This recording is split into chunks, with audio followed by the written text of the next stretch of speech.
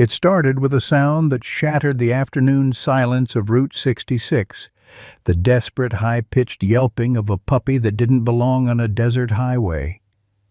4 Harley-Davidsons roared past tumbleweeds and sun-bleached rocks, their riders, leather-clad members of the Iron Brotherhood MC, suddenly hitting their brakes as a small German shepherd puppy darted into the road, limping, bleeding from his paws, no collar, no hope. But what stopped these hardened men cold wasn't the puppy's injuries. It was what he did next. He didn't run away. He stood there, whimpering, then turned and limped back toward the roadside ditch, looking back at them repeatedly, his dark eyes begging them to follow. What the bikers found in that ditch would haunt them forever and ignite a fire of justice that would bring a monster to his knees. This wasn't a rescue. This was a reckoning. Leave a like and share your thoughts in the comments, along with the city you're watching. From now, let's continue with the story. The Arizona sun beat down mercilessly on Route 66, turning the asphalt into a shimmering mirror of heat waves. 110 degrees, no shade for miles. The desert stretched endless, tumbleweeds, cacti, and silence broken only by the distant cry of a hawk circling overhead. This particular stretch between Flagstaff and Williams had become forgotten, a relic of America's golden age of road trips now abandoned for faster interstate highways. It was the perfect dumping ground for things people wanted to disappear, including unwanted animals. Jake Ironheart Mitchell led the formation, his scarred knuckles gripping the handlebars of his custom Harley. At 52, he cut an imposing figure, 6'3", 240 pounds of muscle and ink, a jagged scar splitting his left eyebrow. His brothers rode behind him, Mitch Hammer Torres, Ray Viper Coleman, and Danny Reaper Sullivan, the Iron Brotherhood MC, not saints, but men who lived by a code. Jake's mind was elsewhere, as it often was on these long rides. 5 years since Sarah died. 5 years since he'd locked his heart away like a rusted toolbox in his garage. Everyone believed the story he told. Cancer, quick and cruel. But Jake carried a different truth, one that made these desert highways feel like graveyards. Sarah hadn't died from cancer. She'd died saving a stray dog on a highway just like this one. Truck driver never saw her. Jake had been right there, screaming her name, unable to reach her in time. Her last words still echoed. "Keep your heart open, Jake. Promise me." He'd broken that promise every day since. The Iron Brotherhood had become his only family. Mitch, the former Marine who'd seen too much combat but never lost his gentle core. Ray, whose daughter's death in a domestic violence incident had left him quiet and watchful. Danny, whose 15-year-old dog had just died, leaving a Danny-shaped hole in his world. They rode together because broken things understand each other. None of them were prepared for what was about to happen. The puppy appeared like an apparition through the heat shimmer, a small golden-brown form stumbling onto the scorching asphalt. Jake's hand instinctively moved to the brake. His brothers followed suit, engines throttling down from roar to rumble. The German shepherd puppy couldn't have been more than 4 months old. Oversized paws promised future size, but right now he was painfully small. 12 pounds at most, ribs visible through his coat. His paw pads left tiny, bloody prints on the black surface, each step obviously agonizing. But he didn't run. Most strays scattered at the sight of motorcycles. This one planted himself directly in Jake's path, sat down, and looked up with eyes that held something Jake hadn't seen in years. Desperate, intelligent hope. The puppy barked. 3 short bursts, 1 long, almost like an SOS. Then he did something that would change everything. He stepped forward, grabbed the leather fringe of Jake's vest in his small teeth and pulled toward the ditch, toward something hidden in the shadows 40 feet from the road. Jake's first instinct was to pull away. He'd spent 5 years avoiding moments like this, moments that required his heart to feel something other than the dull ache of grief. But the puppy's eyes held him captive. There was intelligence there, and something else. Calculation. This wasn't random behavior. This was a mission. "Jake?" Mitch's voice cut through the desert heat. "What's going on?" The puppy released Jake's vest and limped several steps toward the ditch, then stopped and looked back, whimpered. The sound wasn't a cry of pain, it was a plea. "Come with me, please." Jake dismounted slowly, his boots hitting the pavement with a heavy thud. The heat radiating up through the soles felt like standing on a griddle. The puppy's paws were bleeding for a reason. This asphalt was easily 130 degrees. "Stay with the bikes," Jake said to his brothers, but they were already following. Some things you didn't do alone. The puppy led them off the road, moving with painful determination. Each step left a small blood print in the dust. The desert floor was littered with broken glass and sharp rocks, but the puppy navigated with focus, looking back every few seconds to make sure they followed. The ditch was deeper than it looked from the road, an 8-foot drop into a dry creek bed that probably ran with flash floods during monsoon season. Now it was just cracked earth and scattered boulders. The puppy descended carefully, favoring his front left paw. Jake climbed down after him, his brothers close behind. The temperature dropped slightly in the shade of the overhang, but it was still brutally hot. The smell hit him first. Blood, urine, and something else. Suffering. The puppy disappeared around a large boulder. His whimpering grew more urgent. Jake turned the corner and his breath caught in his throat. A full-grown German shepherd lay on her side beneath a natural rock shelter, the only spot offering real shade. She was alive, but barely. Her rib cage rose and fell in rapid, shallow movements, every breath a visible struggle. Her right hind leg was bent at an angle that made Jake's stomach turn, bone protruding slightly through matted fur. A compound fracture. But the leg was only the beginning. Her entire body told a story of systematic torture. Welts crisscrossed her rib cage, fresh and old, overlapping in a pattern that spoke of repeated beatings. Cigarette burns dotted her ears and muzzle. Her coat was matted with blood, dried and fresh, and covered in a layer of desert dust that made her look like a ghost. Around her, the disturbed earth showed where she'd dragged herself to this spot, probably the night before.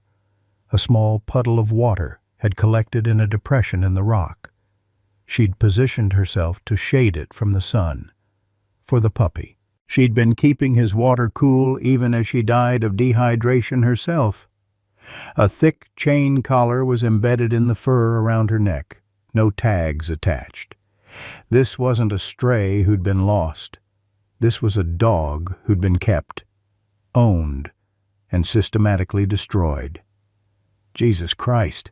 Mitch dropped to his knees beside her, his Marine Corps medic training kicking in. He placed 2 fingers against her neck, feeling for a pulse. She's in shock. Dehydrated. I'd say she's got 2 hours. Maybe less in this heat. Ray turned away, his hand covering his mouth. Jake saw his brother's shoulders shaking and understood. Ray's daughter had looked like this once, broken, beaten by the man who was supposed to love her. By the time Ray found her, it was too late. Danny just stood there with tears streaming down his face. "Who does this?" he whispered. "Who the hell does this?" The puppy rushed to the mother dog, licking her muzzle frantically. The big dog lifted her head with enormous effort, her dark eyes unfocused and glazed, but when she saw the puppy, something changed. She managed one weak lick across his face, a mother's reassurance. "I'm here, baby. I'm still here." Then she turned her gaze to Jake. Their eyes met, and in that moment, Jake saw Sarah. Saw her lying on that highway, broken and dying, looking at him with eyes that said, "I'm sorry. I couldn't help myself. I had to try to save it." The mother dog's eyes held the same message. "I did what I had to do. Now please, please save my baby." The puppy looked at Jake, too, positioning himself protectively between the men and his mother. Still afraid of humans? Of course he was. Look what humans had done, but desperate enough to trust, to hope, to beg. Jake knelt down slowly, his hand trembling as he reached toward the mother dog. She flinched but didn't try to bite. She was too weak. Or maybe she understood. "We're taking them," Jake said, his voice rough. Both of them. 3 miles away, Eleanor Hayes stood in her kitchen, staring at the clock on the wall. 3:47. She'd been home for 32 minutes, and the guilt was already eating her alive. At 72 years old, Eleanor had thought she was done with regrets. Her husband Bobby, Vietnam veteran, love of her life, had been dead for 2 years. Her son, Bobby Jr., had been missing for 10 years, presumed dead from an overdose they'd never confirmed because they'd never found a body. She lived alone in a small house that felt bigger every day, with only her television for company and a Tuesday grocery run to break the monotony. Today's drive had been routine, same route down Route 66, same time, same empty passenger seat where Bobby used to sit. Until she'd seen the puppy. He'd been standing in the middle of the road, small and brown and bleeding. A German shepherd, she'd thought, though he was just a baby. When her car approached, he hadn't run. He'd looked right at her through the windshield, taken a step toward her car, and she'd seen his eyes. Those eyes had been begging. Eleanor had slowed down. Her hand had even moved toward the door handle. But then she'd thought about her shows. Judge Judy was on at 4, and she never missed it. She'd thought about her bad hip, the heat, the fact that she was an old woman who couldn't possibly catch a puppy or do anything useful anyway. Someone else would help. Someone younger, stronger, more capable. She'd driven around him and continued home. Now Judge Judy played on the television, but Eleanor couldn't focus. She kept seeing that puppy's eyes in her rearview mirror, watching her drive away. Kept seeing him grow smaller and smaller until he disappeared. Her husband's voice echoed in her memory, as it often did. "Elle, when you see someone needing help, you stop. Don't matter if you're late, don't matter if it's inconvenient, you stop." Bobby had lived by that code. Stopped for broken-down cars. Helped stranded travelers. Once even pulled a family from a burning vehicle on this very highway. And what had Eleanor done today? Driven past a suffering animal because Judge Judy was more important. She got up and walked to the window, looking out toward Route 66 in the distance. A dust cloud rose on the horizon, vehicles arriving at the area where she'd seen the puppy. Her heart seized. Someone was stopping. Someone else had the courage she'd lacked. Eleanor moved to the bedroom, to the closet where she kept Bobby's things. In the back, in an envelope marked, "For Eleanor, your dream," she found the $10,000 from his life insurance. Money she'd been too paralyzed by grief to touch for 2 years. Bobby's note was still attached in his careful handwriting. "For your dream, Elle, the dog shelter you always wanted. Make it happen. Make me proud."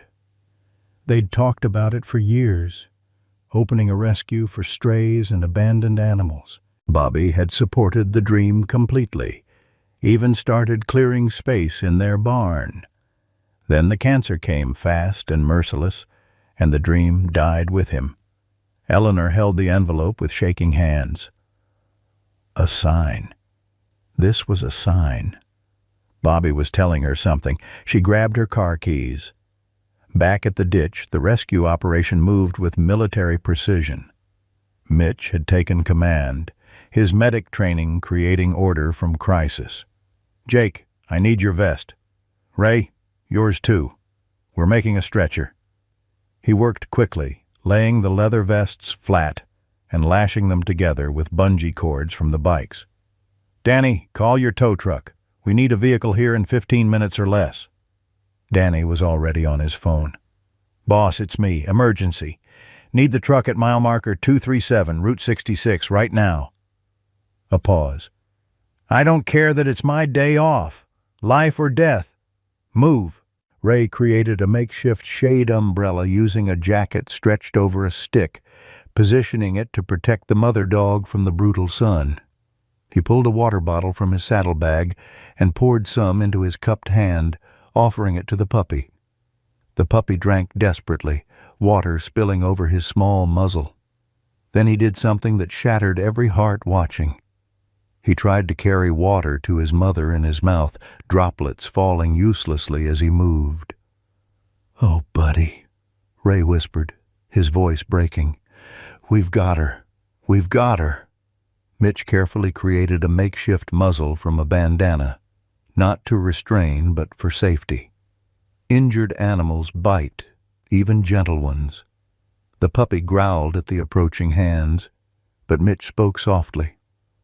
"I know, little man. I know you're scared, but I'm helping. Trust me." The puppy's ears flattened, but he allowed it. Some instinct told him these men were different from the human who'd hurt them. Jake positioned himself near the mother dog's head. The puppy immediately moved between them, protective despite his size. Jake met the puppy's eyes and spoke quietly. "You're a good boy. A brave boy. You kept her alive. Now let us help." The mother dog's breathing grew more labored. Every minute counted. "How long?" Jake asked. Mitch checked his watch. "Danny's truck, 18 minutes. Nearest emergency vet, Flagstaff, 40 miles past that. We're pushing it." The mother dog's eyes began to glaze.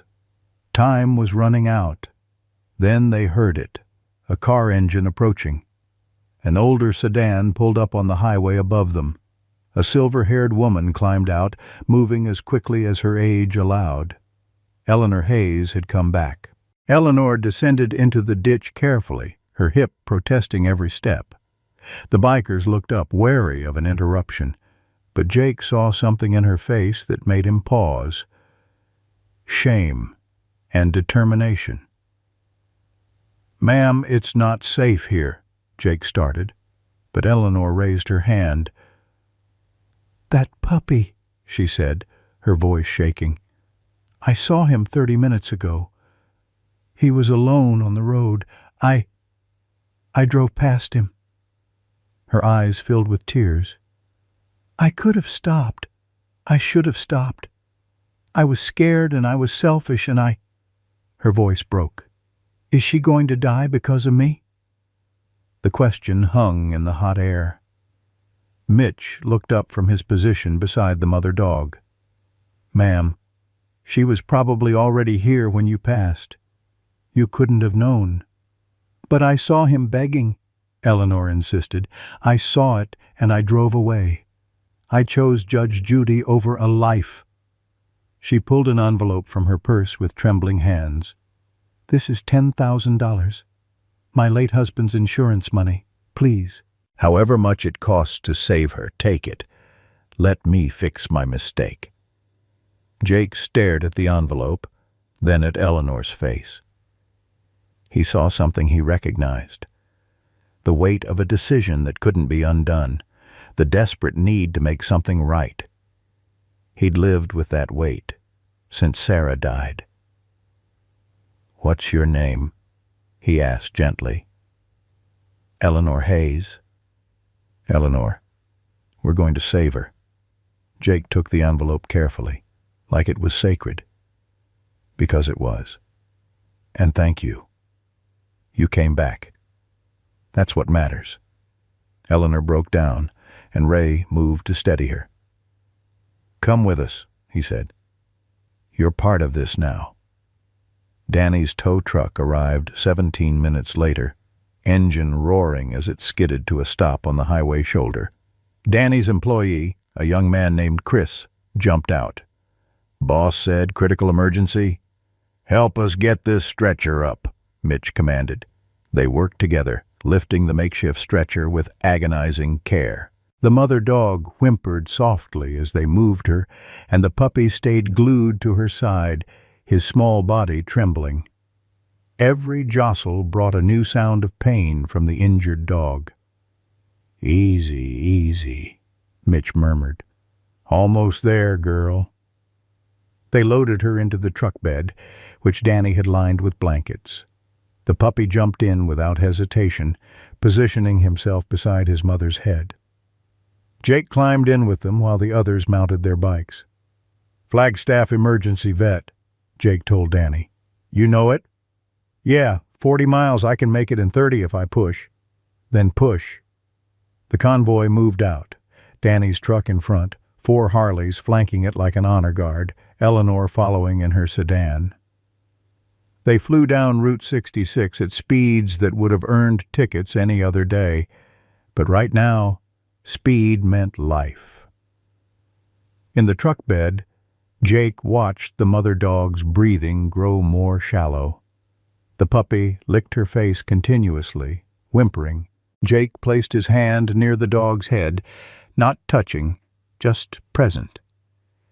Sarah, he whispered to the wind, if you're out there, if you can hear me, I'm trying to keep my heart open.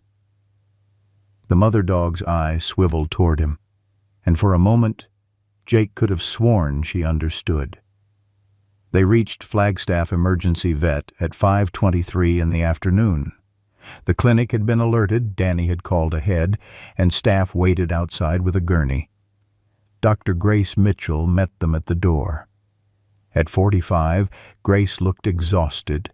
Wrinkled scrubs, messy bun, a coffee stain on her sleeve that suggested a very long shift.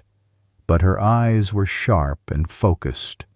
She took one look at the mother dog, and her professional mask cracked for just a moment. "Oh, God," she breathed. Then the mask returned. "Get her to OR2. Page Dr. Simmons. I need a full trauma workup and surgical prep now." Staff swarmed the gurney. The puppy tried to follow, but a veterinary tech gently intercepted him. He howled, a sound of pure anguish that echoed through the clinic and brought everyone to a standstill. "Let him stay in recovery," Grace ordered. "He needs to know where she is." As they wheeled the mother dog away, Grace turned to the assembled group. 4 leather-clad bikers, an elderly woman, and Danny still wearing his grease-stained work uniform. An unlikely family bound by crisis. "I need information," Grace said. "Is she current on vaccines? Any medical history? Owner information?" "We found her in a ditch on Route 66, Jake said. "No collar, no tags, just a chain that's embedded in her neck. She's been abused. Systematically." Grace's jaw tightened. She'd seen abuse cases before, but this was extreme. "I'll need to scan for a microchip. It's protocol." Her phone buzzed. She glanced at it. "Mom, when are you coming home?" And silenced it without responding. The receptionist leaned over. "Dr. Mitchell, you've been here since 5 a.m. Your daughter—" "Not now," Grace said, not unkindly. She turned back to Jake. "I need to be straight with you. This is extensive. Compound fracture, internal bleeding, severe dehydration, possible organ damage, trauma-induced shock. Surgery will take 4 to 6 hours, and recovery is uncertain." "What's it going to cost?" Jake asked. Grace pulled up a calculator on her tablet. Emergency surgery, approximately $8,500.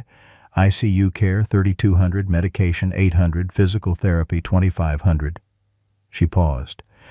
Total, roughly $15,000. Jake placed Eleanor's envelope on the counter. $10,000. Cash. We'll figure out the rest. Grace stared at the money, then at Jake. "Where did this come from?" "From someone who needed to do the right thing," Jake said, glancing at Eleanor. Grace's phone buzzed again. She looked at it. Her daughter Sarah, 12 years old, alone at home, and wondering when Mom would return. The calendar on the wall behind the receptionist showed today's date circled Sarah's chemo, week 6. Grace thought about her own bank account, $438 until next paycheck. Thought about the bottle of anti-nausea medication in her pocket, 4 pills left, $3,000 for next month's supply. Thought about the choice she was about to make. She looked at the mother dog disappearing through the surgical doors, then at the puppy howling for her. She thought about her own daughter, fighting cancer, and how Grace would move heaven and earth to save her. "I'll do the surgery," Grace said. "We'll work out payment after. Right now, she needs help." "Why?" Jake asked. "You don't know us. You could turn us away." Grace met his eyes. "Because that puppy did more for his mother than most humans would. I couldn't save my marriage from falling apart, but I can save this mother." She disappeared into the back to scrub in, leaving the group in the waiting room. A veterinary tech tried to take the puppy to a kennel, but he fought, his small teeth bared. "He stays with us," Eleanor said firmly. She sat down on a plastic chair and patted her lap. The puppy approached cautiously, sniffed her hand, then climbed into her lap, shaking. Eleanor stroked his blood-matted fur gently. "Your mama's strong," she whispered. "She kept you alive in that desert. She'll come back to you." The puppy buried his face against Eleanor's chest and continued to whimper. As the surgical doors closed, Mitch's phone rang. He stepped outside to answer, then returned with a grim expression. "Jake, we need to talk. Privately." They moved to a corner of the waiting room. Mitch pulled up his phone. "While Danny was driving, I had Ray look into something. He scanned the mother dog for a microchip using the tech's handheld scanner. She's got one. And she's registered to Marcus Brennan, Phoenix, former K-9 handler, Phoenix PD, 15 years of service." Jake's blood ran cold. "She's a police dog?" "Was. Retired 3 years ago." Mitch scrolled through search results. "But here's where it gets dark. Marcus had a son, Dylan, died in 2021, age 10. Cause of death, accident involving a German Shepherd. The family dog attacked him. Fatal head trauma." The pieces clicked into place like bullets loading into a chamber. "He's punishing the breed," Ray said, appearing beside them.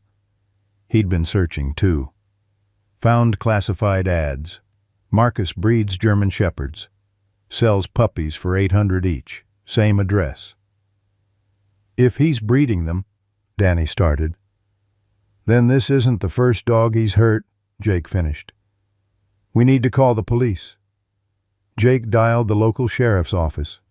Sheriff Tom Wilson answered, his voice friendly and familiar. "Sheriff's office?" "Sheriff, this is Jake Mitchell. I need to report an animal cruelty case. We found a German Shepherd severely injured on Route 66. She's registered to Marcus Brennan in Phoenix. The injuries are consistent with systematic torture." There was a long pause. "Marcus Brennan? You sure about that?" "Her microchip is registered to him." "Jake, I've known Marcus for 20 years. He's a good man. Lost his son in a terrible tragedy. He wouldn't... Sheriff, this dog has fresh whip marks and a compound fracture. Someone did this deliberately. I'll look into it, Wilson said, his tone suggesting he wouldn't. But Marcus Brennan is not an animal abuser. He was a decorated K-9 handler. Jake hung up, frustrated. He doesn't believe me. Eleanor had been listening. I know that name, she said quietly, the puppy still in her lap. Marcus Brennan. He used to come into the diner where I worked years ago. After his son died, he changed, stopped smiling, stopped talking. Just hollow. His wife left him about 6 months later. Couldn't handle the grief, I guess. He blamed that dog, but I think he blamed himself more. So he's in pain, Ray said. I get that, but taking it out on innocent animals? The puppy suddenly went rigid in Eleanor's lap. A veterinary assistant had walked by carrying a clipboard with information visible on the screen, a photo of Marcus Brennan from the microchip database. The puppy started barking frantically, trying to scramble away from the image. Scout, what's wrong? Eleanor asked. But Jake understood. He recognizes him. Marcus is the one who hurt them. The realization hung heavy in the waiting room. If Marcus found out his dog was alive and in their custody, what would he do? More importantly, if he'd hurt this dog, how many others had there been? We need to get to his property, Jake said. If there are other dogs, then we're running out of time, Mitch finished. If he finds out we have her, he might destroy evidence. Grace emerged from the prep area, pulling her surgical cap into place. Surgery's about to start.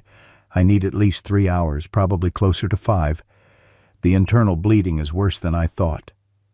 Doctor, Jake said, do what you need to do. We trust you. But we have to leave. There might be other dogs in danger. Grace's eyes widened. You think there are more? We think this is bigger than one dog.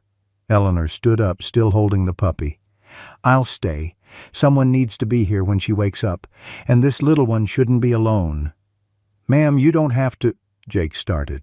Yes, I do, Eleanor said firmly. This is where I'm meant to be. You boys go do what needs doing. We'll hold down the fort here. Jake nodded, then knelt down to the puppy's eye level. Hey, buddy. We're going to make sure no other dog gets hurt like your mama. You stay here with Eleanor. Keep each other safe. The puppy licked Jake's hand once, a gesture of trust that made Jake's throat tighten. Mitch stayed behind, too. I've got medical training. If something goes wrong during surgery, I can assist. You 3 go. Be careful. Jake, Ray, and Danny mounted their bikes and roared out of the parking lot as the sun began its descent toward the horizon. 40 miles back to Phoenix. Another 20 to Marcus Brennan's rural property. They had maybe 2 hours of daylight left. They rode hard, the wind whipping past them, each man alone with his thoughts. Jake kept seeing the mother dog's eyes, the puppy's desperate begging, Eleanor's guilt-stricken face. This was what Sarah had meant. This was what keeping your heart open felt like. Painful and necessary and completely worth it. Marcus Brennan's property sat at the end of a long dirt road, 40 acres of scrubland dotted with outbuildings. The main house was a run-down ranch with peeling paint and a sagging porch. A barn stood behind it, and several smaller structures scattered across the property. A truck sat in the driveway. He was home. They parked their bikes a quarter-mile away and approached on foot, using the failing light and scattered brush for cover. As they got closer, they heard it. Dogs barking. Multiple dogs. The sound was desperate, distressed. There, Ray whispered, pointing to the barn. Light showed through gaps in the walls, and the barking grew louder. They crept to the side of the barn where several windows had been boarded over. Ray found a gap between boards and peered inside. His sharp intake of breath told Jake everything he needed to know. "How many?" Jake whispered. 12, maybe more. Wire cages too small. No water bowls that I can see. They're emaciated. Jesus, Jake. It's bad." The back door of the house opened. The three men dropped behind hay bales as Marcus Brennan emerged, illuminated by the porch light. He was tall and gaunt, his face hollow with grief or guilt or both. He walked toward the barn carrying a flashlight, moving like a man going through the motions of a routine he'd performed 1,000 times. Marcus entered the barn and flipped a light switch. Through their hiding spot, they heard his voice. "Shut up. All of you, shut up." The sound of chain hitting metal made Ray flinch. Marcus was hitting the cages. "You're all the same," Marcus's voice continued, rising. "Every single one of you. Killers. Just like Rex." There was a pause, then Marcus's voice changed, became softer, broken. "He looked just like you.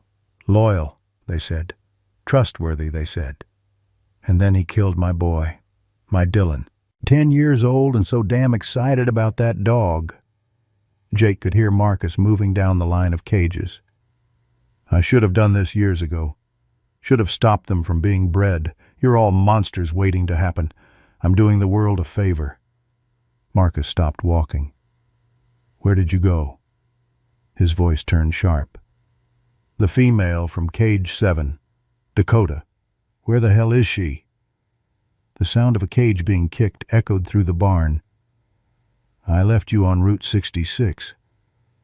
You should be dead by now. You and that runt of yours. Doesn't matter. Desert's taking care of you." Marcus's phone rang.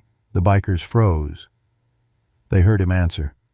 "Tom, what's up?" A pause. "What? Where?" Marcus's voice went sharp with alarm. Another pause. "Flagstaff? Someone found her?" Marcus's breathing grew rapid. Did they say anything about her condition?" The conversation was brief. Marcus hung up and stood in the barn, his silhouette visible through the gaps. Then he ran, sprinted toward his truck, engine roaring to life moments later. "He's going to the clinic," Danny said. "He's going for the mother dog." Jake was already on his phone calling Mitch. "Marcus knows. He's coming. Don't let him near her. Lock the doors. We're calling the police now." Ray was on his own phone, calling Sheriff Wilson. "Sheriff, this is Ray Coleman. We're at 421 Desert View Road, Marcus Brennan's property. There are at least 12 German Shepherds here in cages. Severe neglect. You need to get here now." "You're trespassing," Wilson started. "And he's running a breeding mill. Animal cruelty, multiple counts. Get here now, or we're calling the FBI and every news station in Arizona." Ray hung up and looked at Jake. "He'll come. Eventually. But we need to document this." They moved to the barn door, recording everything with their phones. 12 German Shepherds in wire cages barely large enough for them to stand. No water. Feces piled in corners. The dogs ranged from adolescents to full-grown adults, all emaciated, all showing signs of neglect. Some barked frantically at the sight of humans. Others lay listless, eyes glazed. They'd given up. In one cage, 3 puppies huddled together. They looked to be about 4 months old, the same age as the puppy they'd rescued. "Scout's siblings," Danny said softly. "These are his brothers and sisters." Jake's hands shook as he recorded. The rage building in his chest felt volcanic. Marcus Brennan had lost his son to a tragic accident, and in his grief he'd become the very monster he thought he was fighting against. Danny had wandered to the back of the barn. His voice cracked over the radio. "Guys, back here. Now." Behind the barn, partially hidden by tall grass, were 3 mounds of disturbed earth. Fresh. Recent.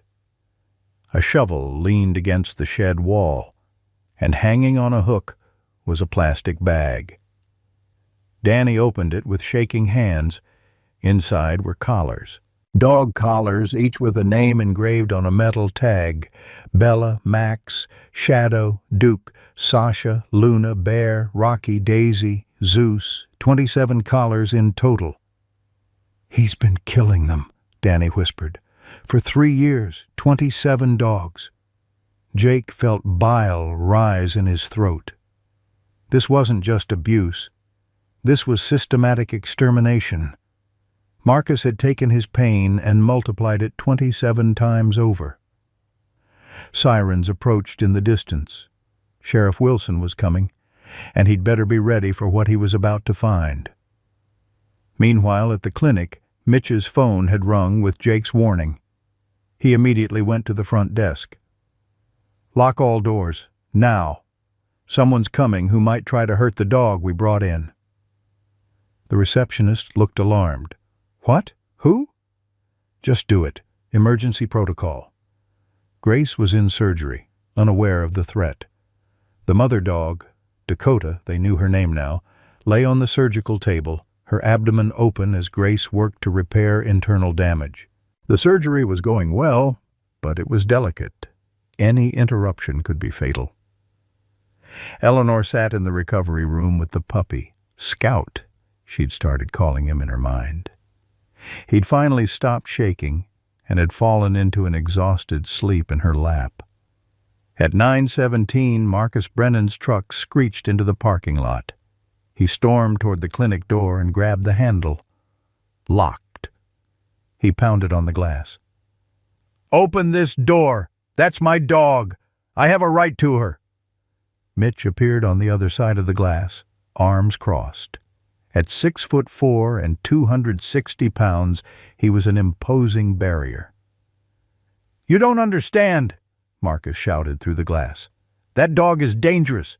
She needs to be put down." "The only dangerous thing I see is you," Mitch said calmly. "Step away from the door." Marcus pulled out his phone, showing his credentials. "I'm a licensed K9 handler. That dog is my property. You're keeping her illegally. Sheriff's already been called. He's at your property right now. Step away." Marcus's face went white. He realized what that meant. They'd found the barn, found the dogs, maybe found the graves. He looked around desperately, seeing the side entrance. Mitch realized his intention and radioed to staff. "Lock back entrance, he's going around." Marcus ran to the back door, tried the handle. Locked. He picked up a rock from the landscaping, about to smash the window. "Step away from that door." Marcus turned. 3 Harleys pulled into the lot, Jake, Ray, and Danny dismounting. They approached slowly, deliberately. "This is none of your business," Marcus said, but his voice shook. "You made it our business when you left them to die in the desert," Jake said. His voice was steady, but his eyes burned with controlled fury. Marcus backed against the wall, still holding the rock. "You don't understand. You don't know what it's like." "Then make us understand," Ray said. "Why?" And there, in the parking lot of an emergency veterinary clinic, with the setting sun painting everything gold and red, Marcus Brennan's carefully constructed wall finally crumbled. He was 10 years old, Marcus whispered, sliding down the wall to sit on the concrete.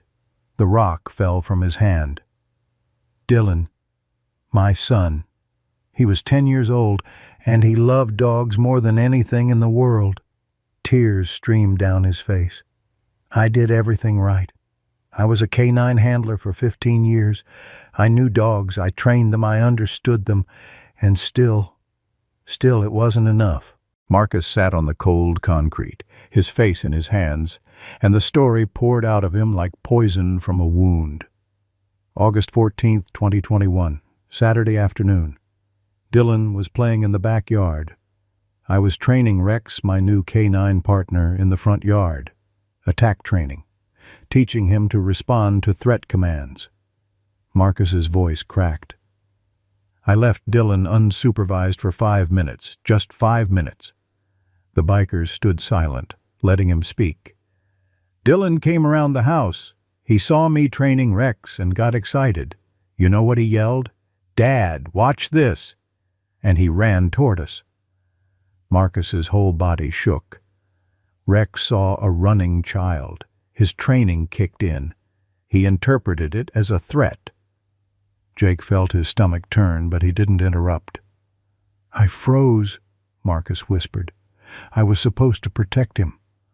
I was supposed to stop it. But I just stood there frozen while my dog, the dog I trained, attacked my son. By the time I could move, it was too late. Massive head trauma. Head. He died in the ambulance." "Jesus," Danny breathed. "My wife Jennifer blamed me. She was right to." "You chose the dog over our son," she said. We divorced 6 months later. She took everything, the house, the savings, every picture of Dylan except one. Left me with nothing but an empty property and crushing guilt. Marcus looked up at them, his eyes hollow. I couldn't look at German shepherds anymore. But I couldn't stop seeing them everywhere. Every police dog, every pet, every picture. They all looked like Rex. They all looked like the thing that killed my son. Ray knelt down to Marcus's level. "So you started collecting them?" I told myself I was preventing future tragedies, Marcus said. If there were fewer German shepherds being bred, fewer families would go through what I did. I started adopting them from shelters, buying them from breeders. Told everyone I was giving them good homes. "But you weren't," Jake said. "No." Marcus's voice was barely audible. "I kept them in cages on my property. I was going to euthanize them humanely, peaceful, quick, but every time I looked at them," his hands clenched into fists, "they looked at me with those trusting eyes, the same eyes Rex had, the same eyes Dylan had when he looked at Rex." "How many?" Danny asked, though they already knew. 27, over 3 years. I started breeding them too. Sold the puppies for money, kept the adults. Some I starved, some I beat, some I just let waste away. Marcus looked at his hands like they belonged to a stranger. The first one was Bella. Eleanor, who'd come to the window with Scout when she heard the commotion, gasped. The puppy in her arms started whimpering. "Dylan's dog," Marcus continued. "Before we got Rex, Dylan had a puppy named Bella.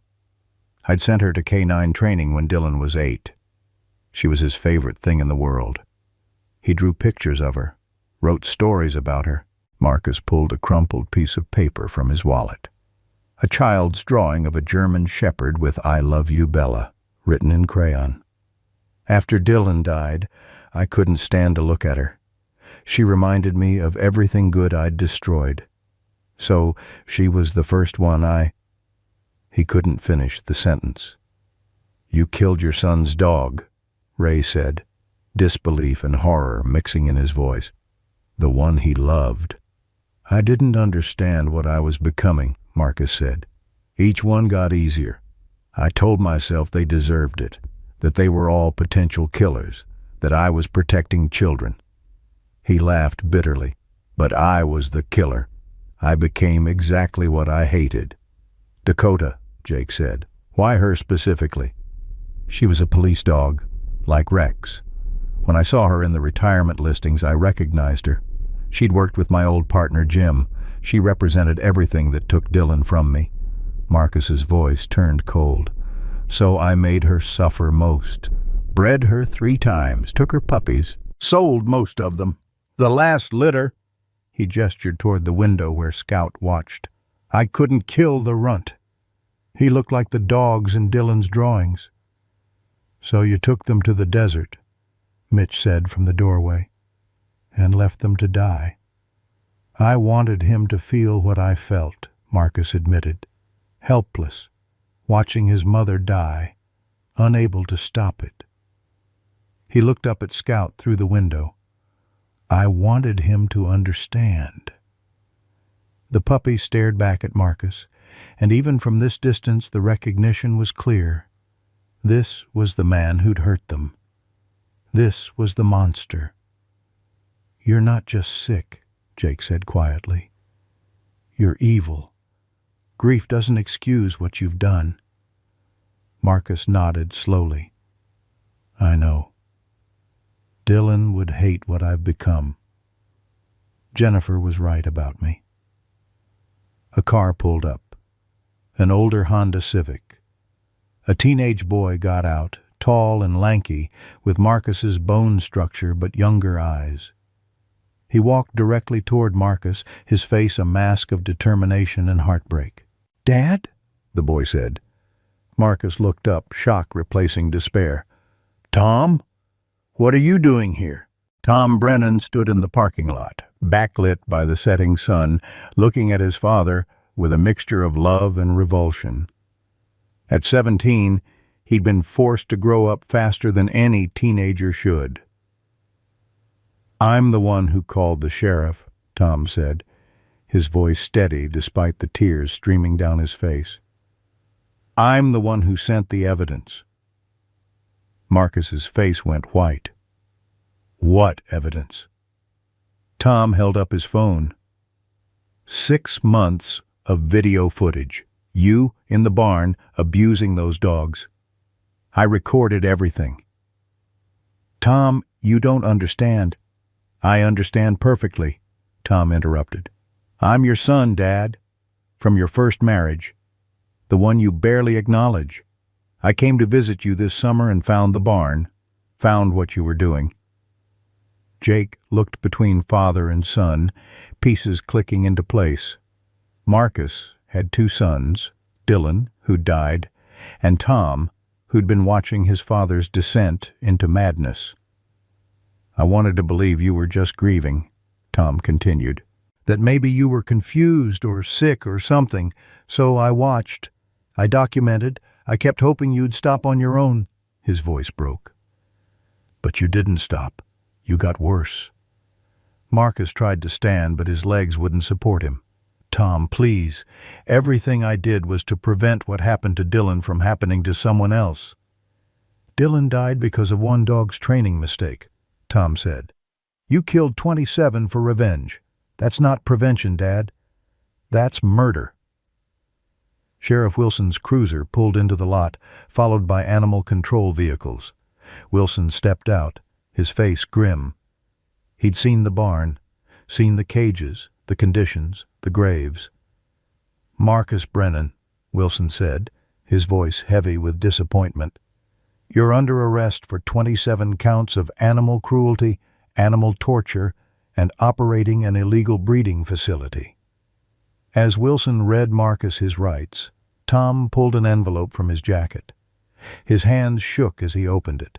"Before I turned you in," Tom said, "I went through Dylan's things, the boxes Mom kept. I found his letters to me." He unfolded a piece of paper, his voice cracking as he read. "Dear Tom, Dad got me a new dog. Her name is Bella. She's so pretty. She's a German shepherd like the police dogs. I love her so much. Dad trains her, but she's really my dog. I'm going to teach her tricks. When you visit this summer, you can play with her too. Love, Dylan." Marcus made a sound like he'd been physically struck. "Bella was Dylan's dog," Tom said. "The first one you killed was the one your son loved most, even before Rex. You didn't just betray those dogs, Dad. You betrayed Dylan's memory." Marcus's legs gave out completely. Wilson caught him before he hit the ground. I didn't remember. Bella was... Oh, God, what have I done?" Tom turned to Wilson. "There's more evidence on my phone. Videos, dates, everything you need. I also have emails between him and Sheriff Wilson from 3 years ago. Reports were made about the dogs. He ignored them because they were friends." Wilson's face darkened, but he said nothing. The implication was clear. There would be an internal investigation. Inside the clinic, Grace emerged from surgery, exhausted but triumphant. She pulled off her surgical mask and found Mitch in the waiting room. "She made it through," Grace said. "Surgery was successful, but she's critical. The next 24 hours will tell us if she survives." Eleanor clutched Scout tighter. The puppy's ears perked up at Grace's voice. "Can he see her?" Eleanor asked. "Not yet. She's in recovery, still intubated, but soon." Grace looked at the commotion outside through the window. "What's happening out there?" "Justice," Mitch said simply. Grace's assistant approached with a tablet. "Dr. Mitchell, the microchip scan came back with additional information. Dakota, that's her registered name, isn't just any retired K-9. She was originally registered to the Brennan family in 2019. Her original name was Bella." The room went silent. "Wait," Grace said. "The first dog he mentioned, the one the son loved, that was her?" Mitch stepped to the window and called to Jake, who came inside. When Jake heard the revelation, his face went ashen. "Marcus tortured his dead son's dog," Jake said. "The one Dylan loved, the one he drew pictures of." Eleanor's hand went to her mouth. Scout seemed to sense the gravity, pressing closer to her. Outside, Marcus had heard it too through the open door. He'd been placed in the back of Wilson's cruiser, but the window was down. The sound that came from him was inhuman, a wail of anguish that spoke of a man realizing the full magnitude of his sins. Tom stood beside the cruiser, tears streaming down his face. "Dylan would want you to stop, Dad. Even if you hate me for this. Dylan would want the killing to stop." Marcus looked at his son through the window. "I don't hate you. You did what I couldn't. You stayed good when I became a monster." His voice was hoarse. "I'm sorry, Tom. I'm so sorry." "I know," Tom whispered. "But sorry doesn't bring them back." The ambulance arrived to take Marcus for a psychiatric evaluation before booking. As they loaded him in, he looked back at the clinic, at the window where Scout watched. "That puppy," Marcus said to Wilson. "The one I left in the desert. He saved his mother. He did what I couldn't do for Dylan. He didn't give up." Wilson nodded grimly. "That puppy's got more courage than you ever did, Marcus." As Marcus was driven away, Tom stood alone in the parking lot. Eleanor, still holding Scout, came outside. "You did a brave thing," she said gently. Tom shook his head. "I destroyed my dad's life." "No, honey. He destroyed it himself. You saved 12 dogs. You saved Dakota and Scout. That takes courage." "I don't have anywhere to go," Tom admitted. "My mom's in California. I can't afford a flight, and I don't want to face her right now. She'll say she was right about Dad all along."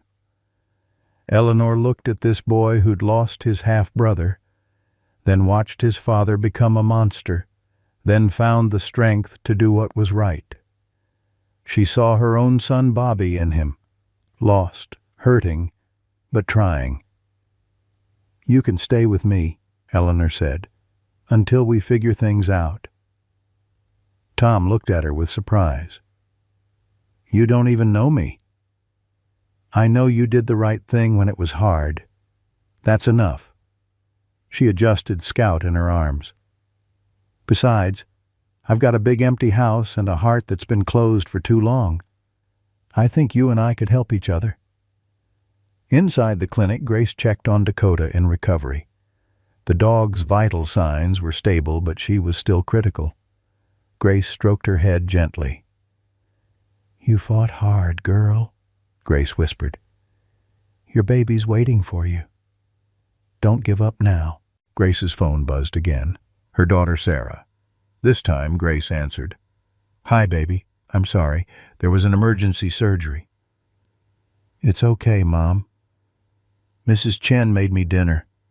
Did you save the dog?" "Yes." "She made it through surgery. Because of you, Mom. You're a hero." Grace smiled through her tears. "No, baby. The real hero is a 12-pound puppy who wouldn't give up on his mother. Just like you never gave up during chemo." After hanging up, Grace thought about Scout and Dakota, about her own daughter's fight with cancer, about the courage it took to keep fighting when everything seemed hopeless. In the waiting room, Jake sat with his brothers. They'd been at the clinic for nearly 6 hours. Danny had fallen asleep in an uncomfortable plastic chair. Ray was reading an outdated magazine. Mitch had gone to check on the rescued dogs from the barn. Animal control had taken them to a temporary shelter facility. Jake pulled out his phone and looked at Sarah's photo. His wife smiling in the sunshine weeks before she died, saving that stray dog. "I kept my heart open today, Sarah," he whispered. "It hurt like hell, but I kept it open." His phone rang. It was the emergency vet on duty. "Mr. Mitchell, you need to come quick. Dakota's crashing." Jake sprinted down the hallway, his brothers close behind. Eleanor clutched Scout, who'd begun howling, a sound of pure animal anguish that echoed through the clinic. The puppy knew. Somehow, he knew his mother was dying. They reached the recovery room as the monitor emitted a continuous flat tone. Flatline. Grace was already performing chest compressions, her hands pressing rhythmically on Dakota's rib cage. 1, 2, 3, 4. Her voice was steady, professional, but her eyes showed desperation. "Charging to 200, her assistant called out. "Clear." Grace stepped back. Dakota's body jerked as electricity coursed through her. The monitor remained flat. "Again," Grace resumed compressions. "She's not done fighting. Charge to 300, clear." Another shock, another jerk. Still nothing. Scout's howling intensified. Eleanor tried to hold him back, but he squirmed free and ran to the table. A tech tried to intercept him, but Jake held up his hand. "Let him through." Scout jumped onto a stool beside the table, his small paws barely reaching the edge. He pressed his nose to Dakota's muzzle and whimpered, a sound so heartbroken that several staff members began crying. "Grace, it's been 4 minutes, the assistant said gently. "I'm not calling it," Grace said through gritted teeth, continuing compressions. 5 minutes. Grace's arms shook with exhaustion, but she didn't stop. "Come on, girl. Your baby needs you. Come on." "Grace." The assistant put a hand on her shoulder. "She's gone." Grace stopped, her hands hovering over Dakota's still body. Tears streamed down her face. "Time of death." A single beep interrupted her. Everyone froze. Another beep. Then another. The rhythm was weak, irregular but present. "She's back," Grace breathed.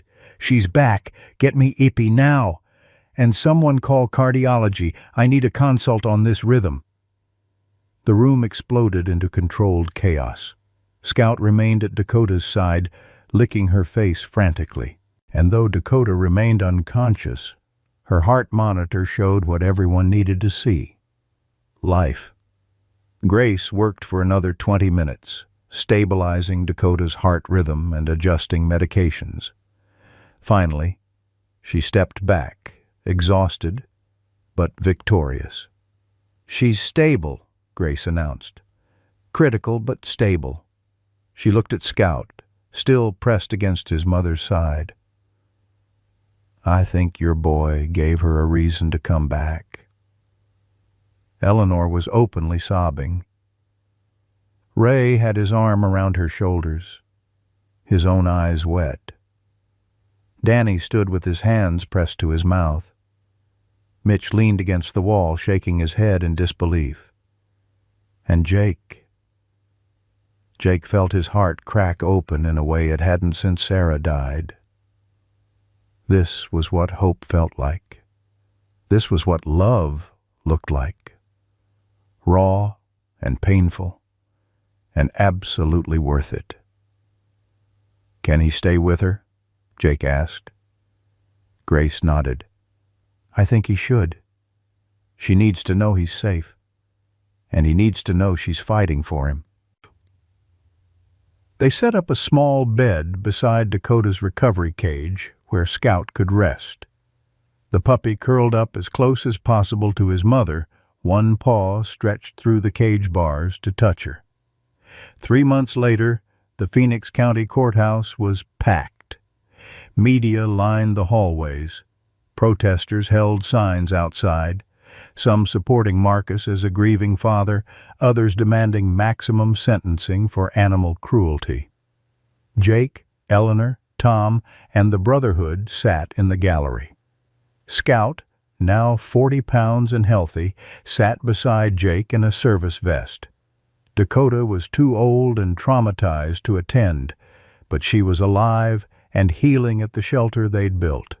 The prosecution presented overwhelming evidence. Videos from Tom's phone showing systematic abuse, veterinary reports detailing Dakota's injuries, photos of the 12 emaciated dogs rescued from the barn, and most damning, the 27 collars, each engraved with a name and date. Tom took the stand, his voice steady despite his tears. "I recorded my father for 6 months. Every time I witnessed abuse, I documented it. I loved him, I still love him, but I love those dogs more. They couldn't speak for themselves. Someone had to." The defense argued diminished capacity due to grief and trauma. Marcus's attorney painted a picture of a man destroyed by tragedy, not thinking clearly, deserving of treatment rather than punishment.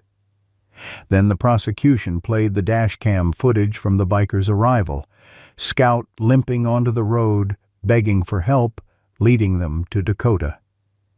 The courtroom watched in silence as the camera captured Dakota's injuries, Scout's desperate attempts to revive her, and the race to save her life. Several jurors cried openly. Marcus sat at the defense table, his head bowed. He'd lost weight in jail, his face gaunt and gray. When the video ended, he stood abruptly. "Your Honor," Marcus said, his voice cracking, "I need to speak." His lawyer tried to stop him, but Marcus pushed forward. "I don't want to be defended. I don't deserve it. Mr. Brennan, I strongly advise—" his lawyer started. "No." Marcus turned to face the courtroom. "I killed 27 dogs. I tortured them. I made them suffer because I couldn't face my own guilt about Dylan." He pulled out the crumpled drawing, Dylan's picture of Bella. "The first dog I killed was Bella. She was my son's dog, the one he loved most in the world. I looked at his drawings every day and I still killed her. That's not grief. That's evil." Tom began crying in the gallery. Marcus looked at him. "Tom, I'm sorry. I'm sorry I made you choose between me and doing what was right. You saved those dogs. You saved Dakota and Scout. You're the hero Dylan would have wanted you to be." Marcus turned back to the judge. "I don't deserve mercy. I don't deserve redemption. I deserve prison. Dylan loved dogs more than anything, and I destroyed them in his name. That's unforgivable." The judge, a stern woman in her 60s, studied Marcus for a long moment. "Mr. Brennan, you took a tragedy and turned it into 27 more tragedies. You multiplied pain instead of healing it." She paused. "However, Your confession shows genuine remorse. Your son Tom's testimony suggests you were once a good man. This court sentences you to 15 years in Arizona State Prison with possibility of parole after 10 years. You will be permanently banned from owning, fostering, or working with animals. You will undergo mandatory mental health treatment, and all proceeds from your property sale will be donated to animal rescue organizations. The gavel fell. May you find the peace in prison that you denied those innocent lives. As Marcus was led away in handcuffs, he stopped at Tom. "I love you, son." Tom's voice was barely a whisper. "I love you too, Dad. But I can't forgive you yet." "I understand," Marcus said. "I can't forgive myself either." 6 months after the rescue, Sarah's Second Chances Animal Rescue stood where Jake's garage used to be. The property had been transformed, a spacious facility with proper kennels, a medical room, a training area, and a small apartment where Jake now lived. Eleanor had become the co-director, throwing herself into the work with the energy of someone who'd rediscovered purpose. Bobby Jr. had come home, found by coincidence when he'd seen news coverage of Scout's rescue. He'd been living homeless in Phoenix, battling addiction, but Scout's story had given him the courage to ask for help. Now 18 months sober, he worked as the facility's maintenance manager and lived in a small house Eleanor had helped him rent. Tom had moved in with Eleanor and was enrolled in community college, studying social work. He and Bobby had formed an unlikely friendship, two men trying to heal from different kinds of loss. Grace's daughter Sarah had been in remission for a year. She visited the shelter weekly, and Scout had become her unofficial therapy dog. The bond between the cancer survivor and the rescue puppy was profound, two fighters who understood what it meant to beat impossible odds.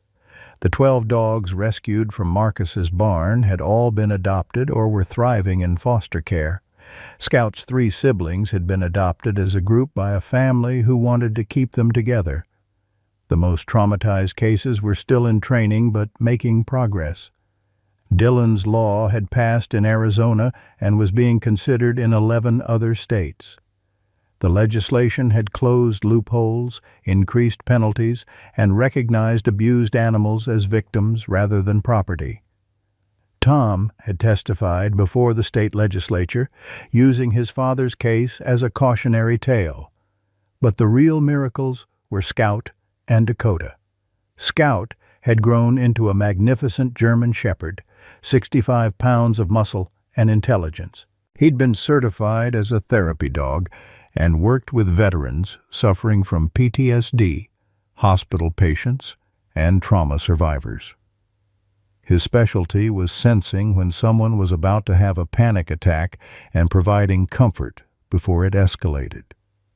Dakota, now gray-muzzled and moving slower, had retired from any official duties.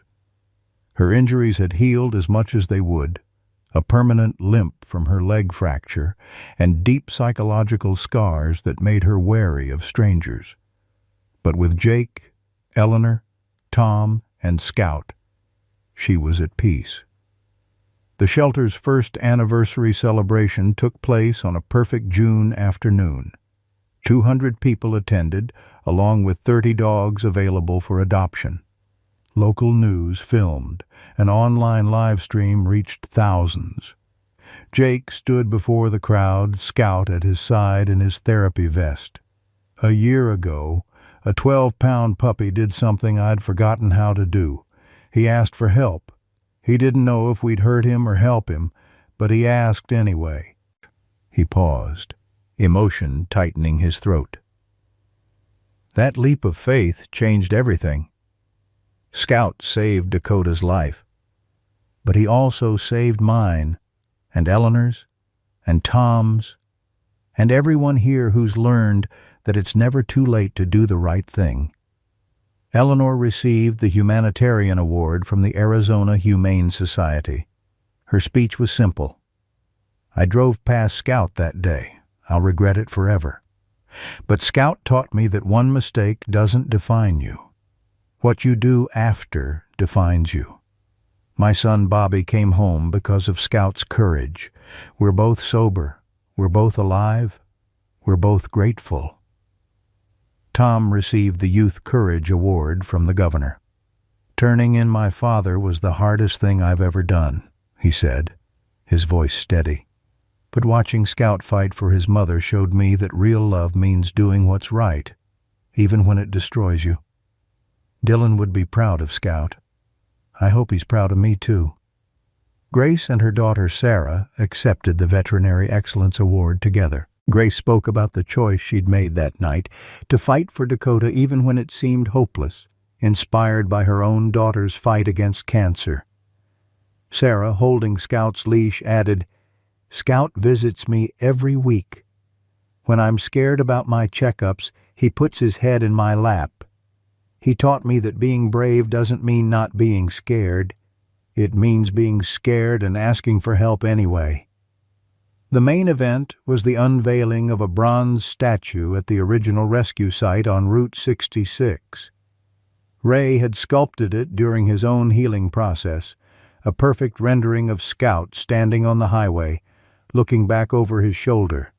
The inscription read, "Scout, the puppy who taught us courage, June 2nd, 2024. Even the smallest voice can change the world." Tom placed a photo of Dylan next to the statue, along with Dylan's drawing of Bella. A permanent plaque was added. "In memory of Dylan Brennan, 2011 to 2021, who loved dogs with all his heart." Dakota, brought carefully in Jake's truck, walked to the statue with Scout. She sniffed it, looked at Scout, then sat down beside him. Scout barked once, the only sound he'd made all day, and the crowd erupted in applause. The adoption drive was a stunning success. 28 dogs found homes that day. The shelter raised over $50,000 in donations. But the most meaningful moment came at sunset. Jake stood before Sarah's grave with Scout beside him. He'd brought Dakota, too, helping her navigate the cemetery's uneven ground. "Sarah," Jake said softly, "I kept my heart open. It hurt like hell, but I kept it open. And you were right. It was worth it."